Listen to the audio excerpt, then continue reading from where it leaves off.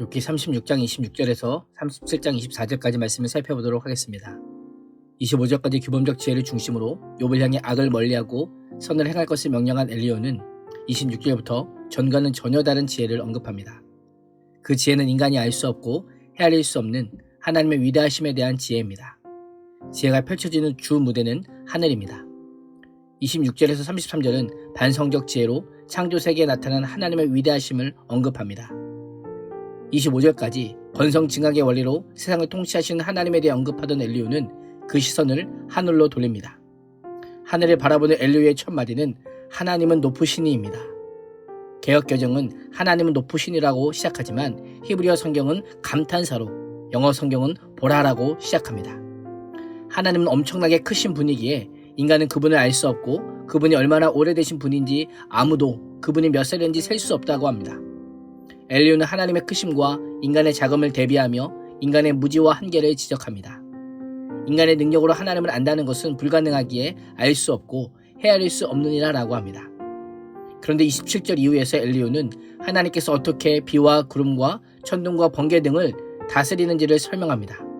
사람들은 알 수 없다고 하면서도 엘리야 자신은 모든 것을 알고 있는 듯이 말합니다. 하나님께서 물을 증발시켜서 끌어올리시고 그것으로 빗방울을 만드시며 구름 속에 쌓아두었다가 무사람에게 비를 내려주십니다. 인간은 하나님께서 구름을 어떻게 펴시는지 도저히 알지 못하며 그 계신 곳 하늘에서 나는 천둥소리가 어떻게 해서 생기는지 아무도 모릅니다. 천체와 기상현상을 주도하시는 하나님의 역사를 인간은 모두 알 수 없습니다. 구름 위에 번개를 펼치셔서 바닥의 가장 깊은 밑바닥까지 다 덮으십니다. 하나님께서 기상현상을 주관하여 나타나신 이유가 무엇일까요? 첫 번째는 이런 것들로 만민을 심판하기 위함입니다. 하나님께서 공의를 실현하기 위해 심판을 행하시는 것입니다. 두 번째는 음식을 풍성하게 주시기 위함입니다.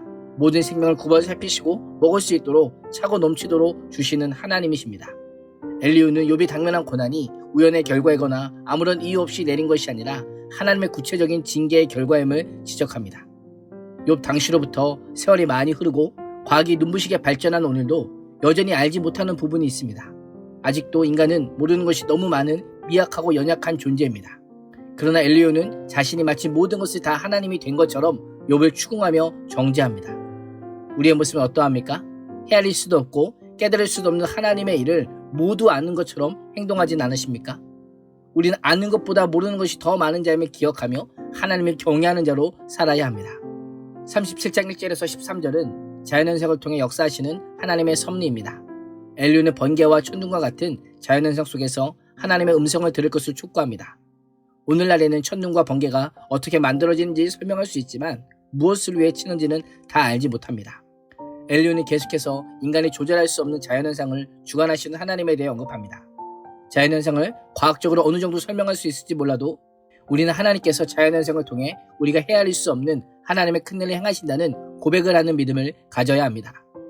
자연현상을 통해서 하나님께서 인간을 통치하고 계신다는 것은 사실이지만 욥에게 그대로 적용하여 욥이 죄를 지음으로 인해 욥의 인생에 비가 내리고 천둥과 번개가 침으로 비참하게 되었다고 하는 것은 옳지 않습니다. 욥이 계속하여 주장하는 것은 이런 엄청난 고난을 당할 만큼의 죄를 짓지 않았기 때문입니다. 14절에서 24절은 규범적 지혜와 반성적 지혜의 종합으로 놀라운 일을 깨달으라 라고 명령합니다. 14절에서 엘리야는 욥이여 이것을 듣고 가만히 서서 하나님의 오묘한 일을 깨달으라 라고 합니다. 엘리야는 욥이 취해야 될 자세는 자연현상을 주관하시고 통치하시는 하나님의 권능에 순복하고 엎드릴 것을 명령합니다. 자신의 죄를 자백하고 회개하고 돌이켜 새 삶을 살라는 것입니다. 하나님 앞에 겸손하라는 것입니다. 엘리야는 욥을 향해 계속해서 아느냐라고 묻습니다. 내가 하나님보다 지혜롭다면 자연현상에서 일어나는 것들을 설명해 보라라는 것입니다. 모르면 그 입을 다물라는 것입니다. 엘리야의 질문에 욥은 아무 말도 하지 않습니다. 설득당했기 때문일까요? 말할 가치조차 없기 때문입니다. 그 말이 틀렸기 때문이 아니라 욥과는 상관없는 말이기 때문입니다. 9절 이하에는 하나님께서 얼마나 전능하시고 공의로우신 분인지를 말하면서 하나님의 죄 없는 사람을 괴롭히시는 분이 아니라고 합니다. 하나님께서 죄 없는 자신을 괴롭힌다는 욥의 말에 대한 반박입니다. 엘리야는 정의와 공의, 하나님에 대한 경외와 인간의 겸손을 언급합니다. 그러나 이 단어들은 규범적 지혜에 속한 표현입니다. 오늘 본문에서 언급한 자연현상과 공의와 정의는 아무런 관련이 없는 표현입니다.